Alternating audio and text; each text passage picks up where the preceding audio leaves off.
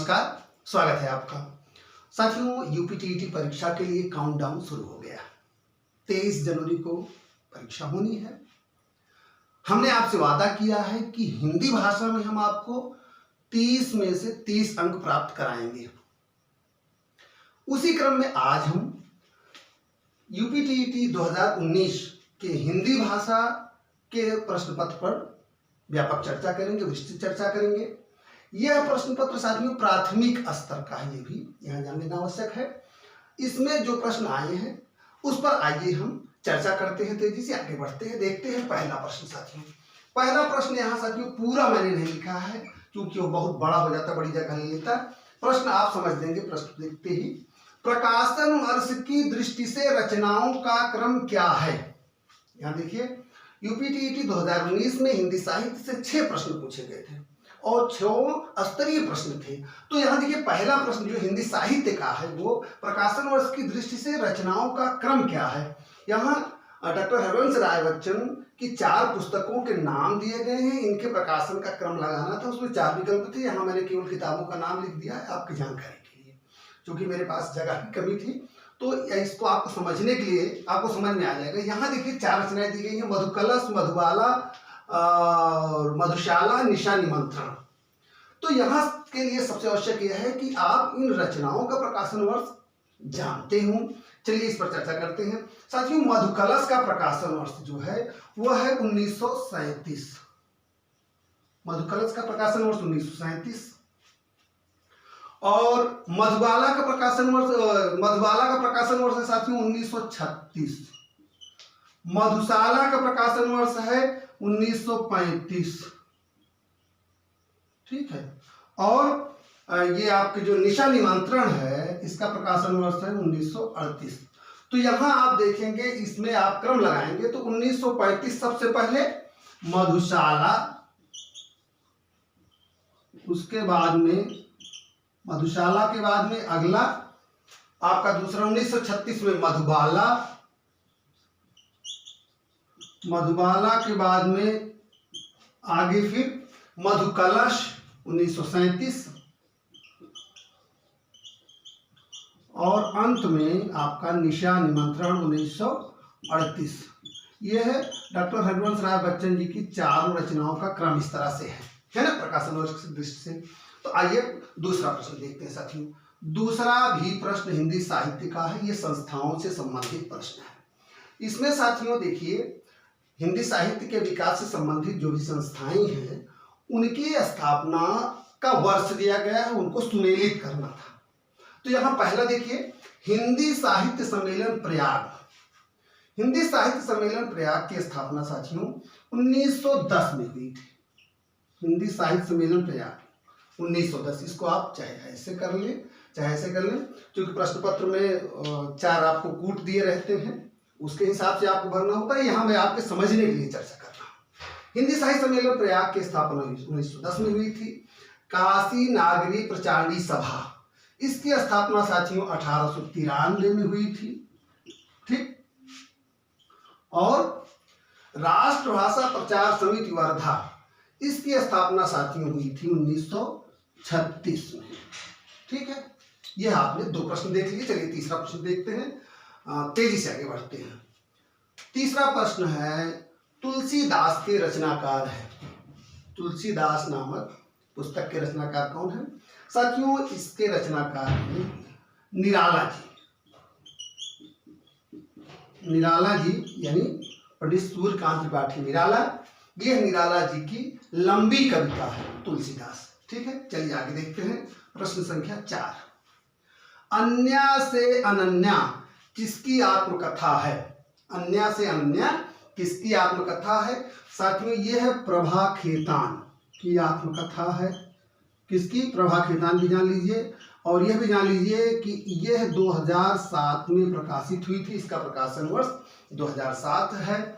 अगला प्रश्न भी हिंदी साहित्य से है साथियों। प्रभु जी तुम चंदन हम पानी। प्रभु जी तुम चंदन हम पानी बहुत सुनी हुई और बहुत प्रचलित पंक्ति है। प्रभु जी तुम चंदन हम पानी किसकी पंक्ति है साथियों? ये संत रैदास की पंक्ति है। प्रभु जी तुम चंदन हम पानी, ये संत रैदास की पंक्ति है। और संत रैदास के बारे में आप जानते होंगे कि ये मीराबाई के प्रसिद्ध कवयित्री, मीराबाई के ये गुरु थे संत रविदास। संत रविदास भी इनको कहा जाता है, संत रैदास भी कहा जाता है। ठीक है, चलिए देखते हैं अगला प्रश्न, प्रश्न संख्या 6। प्रश्न संख्या 6 है तद्भव। कौन सा तद्भव शब्द है? ध्यान से देखिए, कौन सा तद्भव शब्द है? इसमें 4 विकल्प दिया गया है, त्रिकुटी, खेत, प्रभु और नाथ। स्पष्ट विकल्प है कि इसमें जो है सही उत्तर क्या है? इसमें सही उत्तर है साथियों विकल्प संख्या 2, खेत। क्योंकि खेत का तत्सम क्या होता है? क्षेत्र। तो बाकी त्रिकुटी, प्रभु और नाथ तीनों तत्सम है, तद्भव खेत है। चलिए अगला प्रश्न देखते हैं। इसमें प्रश्न संख्या 7, कौन सा देशज शब्द है? कौन सा शब्द इसमें देशज है? 4 विकल्प है, धड़ाम, लाश, औरत, पतलून। तो इसमें साथियों कौन सा है? इसमें ये जो धड़ाम है, विकल्प संख्या 1, ये देशज शब्द है। धड़ाम क्या है? यही इसमें देशज शब्द है। बाकी तीनों आप देख लेते हैं, बाकी तीनों को देख लेते हैं। आपका जो ये लाश है साथियों, ये तुर्की भाषा का शब्द है। लाश किस भाषा का शब्द है? लाश तुर्की भाषा का शब्द है। औरत, औरत साथियों अरबी भाषा का शब्द है। और देखिए विकल्प संख्या 4 जो है आपका पतलून। पतलून साथियों ये पुर्तगाली भाषा का शब्द है। पतलून क्या है? ये पुर्तगाली भाषा का शब्द है। ठीक है, चलिए विकल्प संख्या प्रश्न संख्या 8 देखते हैं। प्रश्न संख्या 8 है, ये है लोकोक्ति, छछूंदर के सिर पे चमेली का तेल। छछूंदर के सिर पर चमेली का तेल का क्या अर्थ है? तो साथियों ये प्रायः गांव में बोलचाल में भी लोग बोलते रहते हैं, ये बहुत प्रचलित लोकोक्ति है। तो छछूंदर के सिर पर चमेली का तेल, इस लोकोक्ति का अर्थ है साथियों अयोग्य व्यक्ति को अच्छी वस्तु मिल जाना। अयोग्य व्यक्ति को अच्छी वस्तु मिल जाना। ठीक है, अयोग्य व्यक्ति को अच्छी वस्तु मिल जाना। ठीक है, चलिए अगला प्रश्न देखते हैं। प्रश्न संख्या 9, ऋग्वेद का संधि विच्छेद क्या है? ऋग्वेद का संधि विच्छेद चलिए करते हैं। ऋग्वेद का संधि विच्छेद साथियों है ऋक धन वेद। ऋक धन वेद व्यंजन संधि है। साथियों निवेदन करूंगा कि संधि से संबंधित 3 बहुत महत्वपूर्ण वीडियो आपको आपके अपने चैनल, जो हमारा चैनल है हमारी अपनी हिंदी पर संधि से संबंधित 3 महत्वपूर्ण चैनल हैं और सारी वीडियो हैं। आपका स्वर संधि, व्यंजन संधि और विसर्ग संधि, तीनों संधियों का अलग अलग सेपरेट वीडियो है, जिसमें बहुत सरल तरीके से मैंने संधि को समझाने की कोशिश की है। आप जरूर अगर संधि को पुनः एक बार रिवीजन करना चाहते हैं, देखना चाहते हैं, तो पेज पर जाइए, आप चैनल पर जाइए और संधि के तीनों वीडियो को आप देख लेंगे तो संधि का कॉन्सेप्ट एकदम आपका क्लियर हो जाएगा, कहीं से कोई भ्रम की स्थिति नहीं रहेगी। तो साथियों हमने इस पेज में 1 से 9 प्रश्न देखिए। अब आइए देखते हैं 10वां प्रश्न। साथियों प्रश्न संख्या 10 देखते हैं। प्रश्न संख्या 10 है, आप बीती शब्द में कौन सा समास है? आप बीती शब्द में कौन सा समास है? आप बीती शब्द का विग्रह करेंगे, जब समास विग्रह करेंगे तो क्या होता है? आप पर बीती। आप पर बीती, मान लगाइए आप तत्पुरुष समास। कौन सा तत्पुरुष? अधिकरण। अधिकरण तत्पुरुष समास, क्योंकि उसमें विकल्प था तत्पुरुष समास ही, तो हम इसमें तत्पुरुष ही लिख रहे हैं, लेकिन तत्पुरुष के भेद में भी ये अधिकरण तत्पुरुष है। आप पर बीती ना, ये तत्पुरुष समास। चलिए प्रश्न संख्या 11 देखते हैं। घोंसले में चिड़िया है, इस वाक्य को देखिए, घोंसले में चिड़िया है में कौन सा कारक है? तो घोंसले में चिड़िया है में कारक है साथियों अधिकरण। कौन सा कारक है? अधिकरण कारक है। अधिकरण कारक का चिन्ह बताइए। अधिकरण कारक का चिन्ह में पर, घोंसले में चिड़िया है, तो यहां कौन सा कारक है? अधिकरण कारक। ठीक है, चलिए अगला प्रश्न देखते हैं। प्रश्न संख्या 12।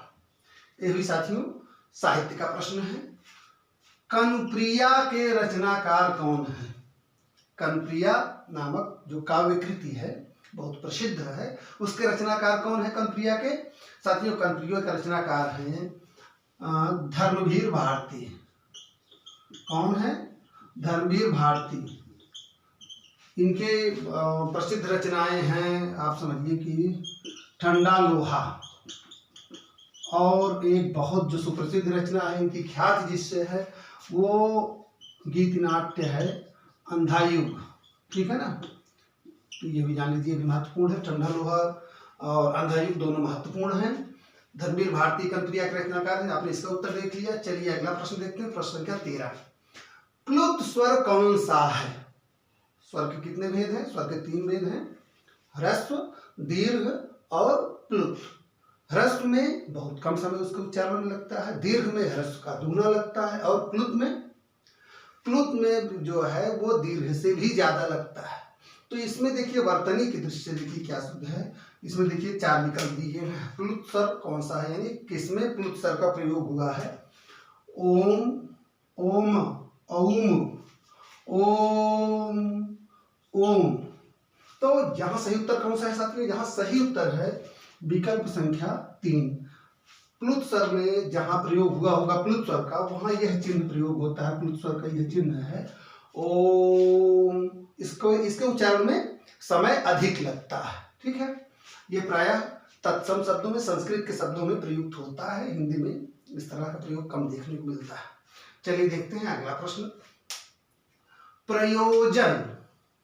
प्रयोजन का समानार्थी, प्रयोजन का समानार्थी शब्द नहीं है। प्रश्न को ध्यान से देखिए, प्रयोजन का समानार्थी शब्द नहीं है। 4 विकल्प देखिए, लक्ष्य, हेतु, नियोजन और उद्देश्य। लक्ष्य, हेतु, नियोजन और उद्देश्य। तो इसमें लक्ष्य भी है और हेतु भी है, उद्देश्य भी है। नियोजन जो है ये प्रयोजन का समानार्थी नहीं है, यही इसका सही उत्तर होगा ना। नियोजन का अर्थ क्या होता है? नियुक्त करना। नियोजन का अर्थ नियुक्त करना। प्रयोजन का अर्थ लक्ष्य भी है, हेतु भी है और उद्देश्य भी है। प्रयोजन का अर्थ नियोजन नहीं है। सही उत्तर यहाँ यही है, नियोजन का अर्थ है नियुक्त करना। चलिए अगला प्रश्न देखते हैं, प्रश्न संख्या 15। प्रश्न संख्या 15 है साथियों, ऋजु का विलोम शब्द है। ऋजु का विलोम शब्द है सरल, त्रिकोण, वक्र और सीधा। तो इसका सही उत्तर है साथियों विकल्प संख्या 3, वक्र। ऋजु का अर्थ क्या होता है? ऋजु का अर्थ सीधा होता है। रेखा गणित में ऋजु रेखा शब्द प्रयोग होता है। ऋजु रेखा मतलब सीधी रेखा, वक्र मतलब वक्र रेखा मतलब तिरछी रेखा, है ना, टेढ़ी रेखा। तो ऋजु का विलोम क्या होगा यहाँ? वक्र। ठीक है, चलिए देखते हैं अगला प्रश्न, प्रश्न संख्या 16। किस विकल्प में विशेषण का निर्देश अशुद्ध है? किस विकल्प में विशेषण का निर्देश अशुद्ध है? यहाँ चारों विकल्पों को हमने लिख दिया है, जरूरी था समझने के लिए।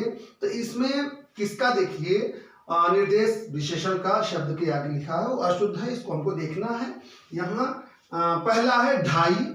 ढाई अपूर्णांक बोध, ये सही है क्योंकि ढाई जो है ये पूर्ण अंक नहीं है। अपूर्णांक बोधक ये सही है।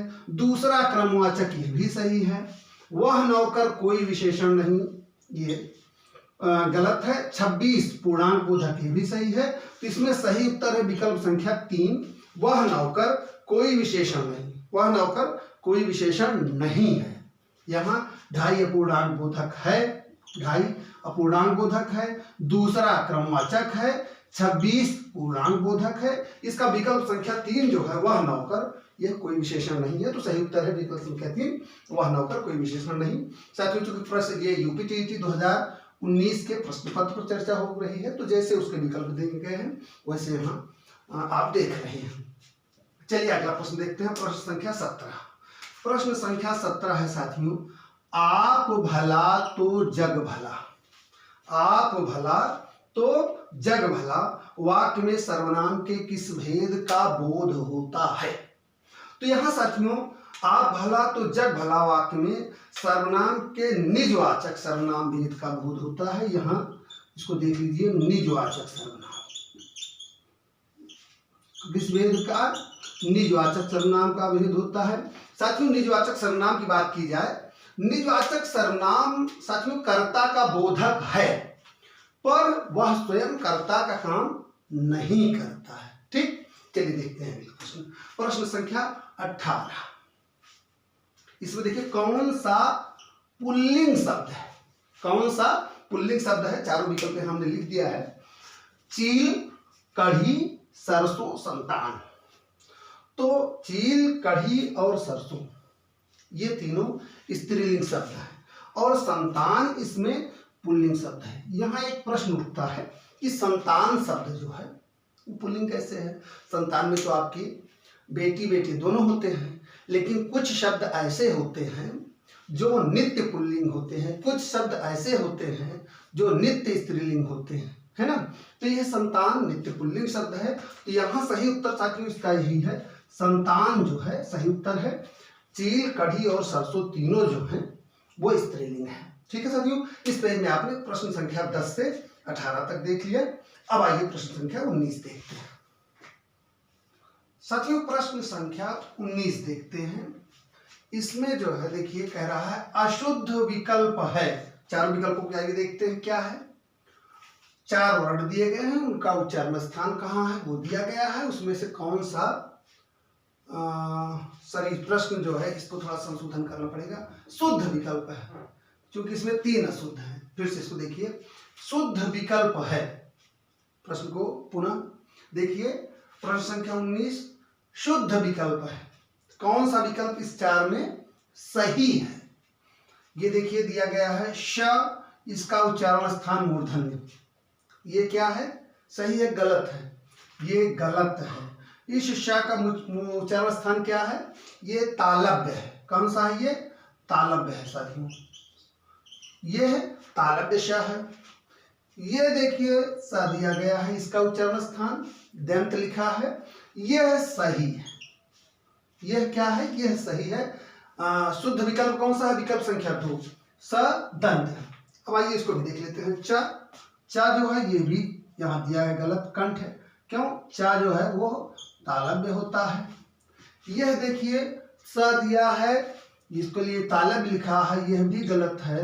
यह शब्द सा क्या होता है, यह होता है मूर्धन्य। ठीक है ना। तो आपने इस प्रश्न को देखा, शुद्ध विकल्प कौन सा है, विकल्प संख्या 2 है। स ये दंत होता है, यह श तालव्य होता है, च तालव्य होता है और यह स मूर्धन्य होता है, तालव्य नहीं होता है। चलिए प्रश्न संख्या 20 देखते हैं। बहुत महत्वपूर्ण, बहुत ध्यान से देखिएगा।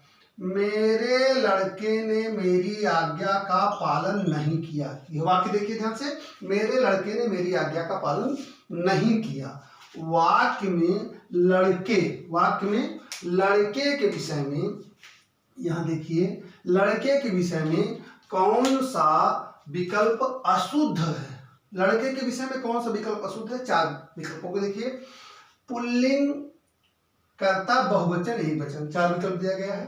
तो लड़के के विषय में पुल्लिंग क्या है, ये सही है, लड़के पुल्लिंग शब्द है। कर्ता है, ये भी सही है। बहुवचन यह गलत है, यानी यहाँ यही सही उत्तर होगा, विकल्प संख्या 3 यही जो है गलत है।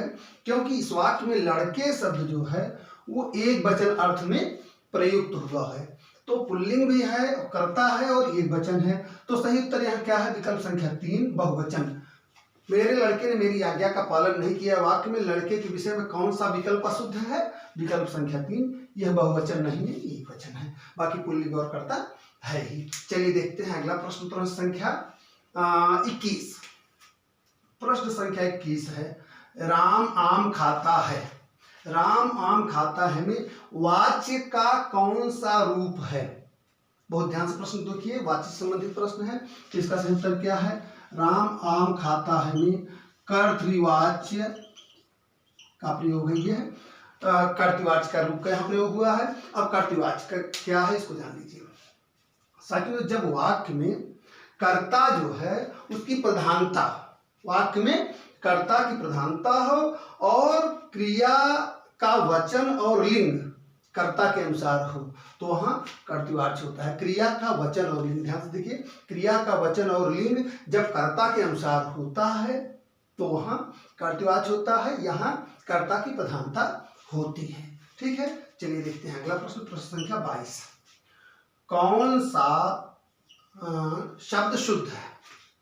4 विकल्प दिए हैं, चारों में से कौन सा शुद्ध शब्द है इसमें आपको चयन करना है।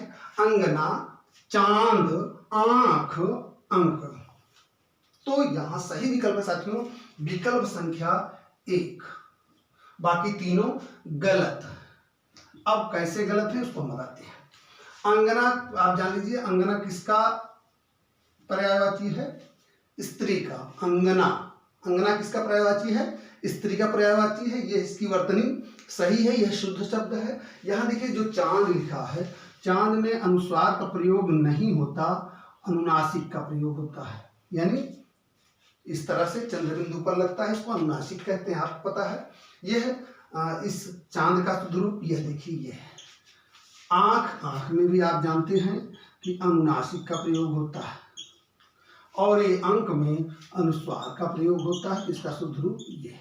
ठीक है ना, ठीक है, तीनों विकल्प गलत हैं। अंगना सही है, वर्तनी इसकी, अंगना का अर्थ होता है स्त्री। देखते हैं प्रश्न संख्या 23। इसमें देखिए ये भी वर्तनी संबंधी प्रश्न है। सही वर्तनी है समनिधि, यहाँ भी समनिधि, सन्निधि और सन्निधि। तो साथियों इसका सही उत्तर है विकल्प संख्या 4, इसकी वर्तनी सही ये है। सन्निधि की भी सही वर्तनी क्या है ये देखिए आप, सन्निधि।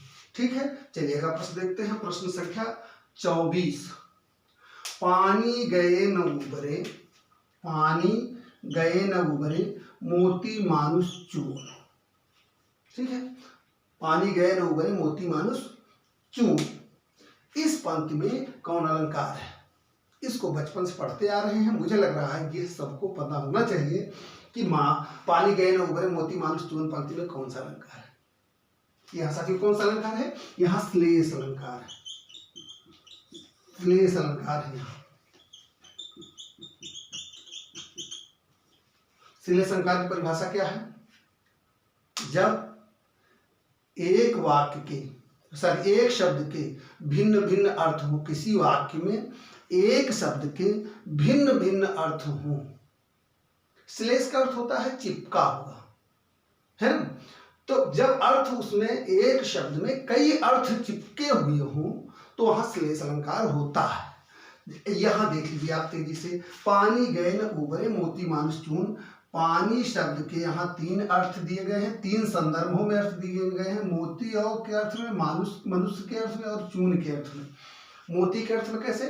स्वाति नक्षत्र में अगर सीप की मुंह में पानी न जाए तो मोती नहीं बनता, यानी पानी नहीं मिलता तो मोती नहीं बनता। दूसरा क्या है? मानुष।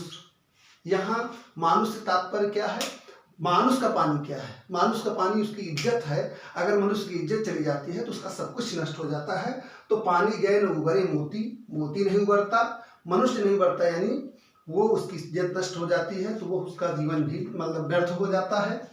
और चून, आप देखे होंगे कि चूना जो होता है, जो पान वगैरह में खाया जाता है, अगर चूने का पानी, जैसे गीला चूना है, उसका पानी सूख गया तो आप चाहे जितना उसमें पानी डालिए फिर वो दोबारा सामान्य अवस्था में नहीं आता, वो बेकार हो जाता है। तो पानी गए न उबरे, मोती मानुष चून। यहाँ पानी शब्द 3 संदर्भों में, मोती के संदर्भ में, मनुष्य के संदर्भ में और चूने के संदर्भ में प्रयुक्त हुआ है। एक शब्द के अनेक अर्थ हैं, इसलिए यहाँ श्लेष अलंकार है। चलिए आगे देखते हैं, प्रश्न संख्या 25। इसमें कह रहा है कौन सा कथन अशुद्ध है? बहुत ध्यान से देखिए, बहुत महत्वपूर्ण प्रश्न है साथियों। इस एक प्रश्न में कई प्रश्न छिपे हैं। पहला कथन देखिए, पहला कथन कह रहा है 2 महाप्राण व्यंजनों का उच्चारण एक साथ हो सकता है। क्या का उच्चारण परंपरा से भिन्न हो गया है, क्ष संयुक्त व्यंजन है और विसर्ग कंठ है। तो यहां साथियों सही उत्तर है विकल्प संख्या 1। 2 महाप्राण व्यंजनों का उच्चारण एक साथ हो सकता है। यह कथन जो है वो अशुद्ध है, यानी गलत है। यहाँ देखिए, और तीनों कथनों पर विचार कर लीजिए। ज्ञा का उच्चारण स्थान परंपरा से भिन्न हो गया है, आप अवगत हैं। ये क्या है? ये भी संयुक्त वर्ण है और इसमें क्या है, ज धम इया, तो कायदे से इसका उच्चारण होना चाहिए ज्या, है ना। इसका उच्चारण क्या होना चाहिए, ज्या। आप देखेंगे कि जो बहुत तत्समनिष्ठ उच्चारण करते हैं, तमाम लोग ऐसे हैं, वो इसको ज्या ही पढ़ते हैं, लेकिन आम प्रचलन जो आम चलन है उसमें अधिकतम लोग इसका उच्चारण करते हैं ज्ञ, लेकिन यह क्या है, यह है ज्ञ। तो इसका उच्चारण परंपरा से भिन्न हो गया है, यह कथन सही है। दूसरा कथन देखिए क्या है, क्ष संयुक्त व्यंजन है, संयुक्त व्यंजन है, ये दो इसका योग है ना, तो यह संयुक्त व्यंजन है। विसर्ग कंठ है, यह भी सही है, विसर्ग का उच्चारण स्थान कंठ है, यह भी सही है। तो ये तीनों कथन सही है, लेकिन यह कथन गलत है। प्रश्न संख्या 25 का विकल्प संख्या 1 गलत है। इसमें सही उत्तर सही होगा विकल्प संख्या 1, यह कथन जो है अशुद्ध है। कौन सा कथन अशुद्ध है, कथन संख्या 1 अशुद्ध है। चलिए देखते हैं प्रश्न संख्या 26। उपचारात्मक शिक्षण कौशल से संबंधित प्रश्न है, इसको ध्यान से देखिए। उपचारात्मक शिक्षण की सफलता निर्भर करती है, ध्यान से देखिए, उपचारात्मक शिक्षण की सफलता निर्भर करती है। उपचारात्मक शिक्षण आप कब करते हैं, जब हम किसी भी समस्या का निदानात्मक परीक्षण कर लेते हैं, परीक्षण उसका कर लेते हैं समस्या का, तब हम उपचारात्मक शिक्षण उस समस्या का करते हैं। तो यहाँ कह रहा है उपचारात्मक शिक्षण की सफलता निर्भर करती है। चारों विकल्पों को देखिए, भाषिक नियमों के ज्ञान पर, समय व अवधि पर, समस्या के कारणों की सही पहचान पर और शिक्षण सामग्री पर। तो साथियों बाकी विकल्प भी यहाँ उपयोगी है, लेकिन सबसे सटीक विकल्प, सफलता के लिए सबसे उचित विकल्प जो है उपचारात्मक शिक्षण की सफलता के लिए, वो है विकल्प संख्या 3। समस्या के समस्या के कारणों की सही पहचान पर ही उपचारात्मक, ये प्रथम चरण है। आप जानिए पहले क्या है, समस्या के कारणों की सही पहचान करेंगे, उसके बाद आप अगला कदम चलेंगे। तो समस्या के कारणों की अगर सही पहचान आप कर लेते हैं, तभी आपका उपचारात्मक शिक्षण सफल हो सकता है। ठीक है साथियों। तो साथियों आज की कक्षा में, आज के वीडियो में, आज की क्लास में हमने यूपीटीईटी 2019 के हिंदी भाषा की प्रश्न पत्र के जो प्राथमिक स्तर का प्रश्न पत्र था, उसका हल प्रश्न संख्या 1 से 26 देखा। 4 प्रश्न आपके बचते हैं, वो चारों प्रश्न, 2 प्रश्न गद्यांश से संबंधित है, 2 प्रश्न पद्यांश से संबंधित है, जिन पर यहाँ हम चर्चा नहीं करेंगे। ये 26 प्रश्न आपके सामने हैं। कोशिश की गई है कि इनकी व्याख्या की जाए, और मेरा प्रयास है कि इसको हम आपके सामने अधिकतम सरल रूप में प्रस्तुत कर सकें, जिससे आपके लिए उपयोगी हो सके, आपको आसानी से समझ में आ सके। आप अपना सुझाव कमेंट में दे सकते हैं कि आपको इससे में और बेहतर क्या किया जा सकता है। साथियों एक निवेदन है, मैंने शुरुआत में भी कहा और पिछले वीडियो में मैंने कहा था कि मेरा वादा है कि मैं आपको 30 में 30 अंक यूपीटीटी की हिंदी भाषा में जो परीक्षा होनी है यूपीटीटी की, उसमें हिंदी भाषा में आपको 30/30 का मेरा दावा है कि आपको मिलेगा। आप चैनल से जुड़े रहिए, नियमित रूप से आप वीडियो को देखते रहिए। अगर अभी तक आपने चैनल को सब्सक्राइब नहीं किया तो प्लीज़ चैनल को सब्सक्राइब करिए, लाइक करिए, शेयर करिए अपनों के साथ। फिलहाल आज के लिए इतना ही, मिलते हैं अगले वीडियो में, अगली कक्षा में नए प्रश्नों के साथ। तब तक के लिए धन्यवाद।